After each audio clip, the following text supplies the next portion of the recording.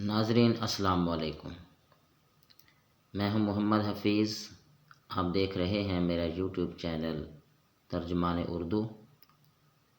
تو ناظرین، آج کی اس ویڈیو میں آپ کے سامنے ایک نابغہ روزگار شخصیت، مذہبی اسکالر اور ممتاز سیرت نگار سید سلمان ندوی کا مختصر سا تعارف آپ کی خدمت میں پیش کروں گا۔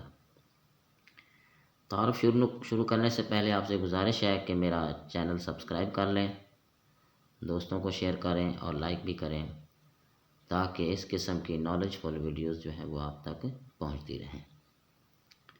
اب ہم چلتے ہیں سید سلمان ندوی کے مختصر تعارف کی طرف۔ تو سید سلمان ندوی 1884 میں پیدا ہوئے اور 1953 میں ان کی وفات ہے۔ سید سلمان ندوی ہندوستان کے ایک گاؤں دینا میں پیدا ہوئے۔ ان کے والد گرامی کا نام سید ابو الحسن تھا۔ سید سلمان ندوی نے دینی تعلیم اور دارالعلوم ندوۃ العلماء اعظم گڑھ سے حاصل کی اور مولانا شبلی نعمانی سے شرف تلمذ پایا، یعنی ان کی شاگردی اختیار کی۔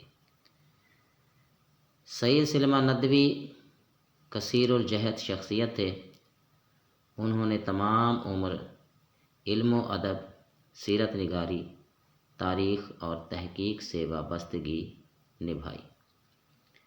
افغانستان کا دورہ علامہ محمد اقبال اور دیگر سرکردہ شخصیات کی ہمراہی میں کیا۔ قیام پاکستان سے قبل بھی وہ متحرک شخصیت کے طور پر جانے جاتے تھے، اور جب ہجرت کر کے پاکستان یعنی کراچی تشریف لائے تو سرکاری سطح پر بھی ان کی خدمات کا اعتراف کیا گیا۔ ندوۃ العلماء کی نسبت سے ندوی کہلائے۔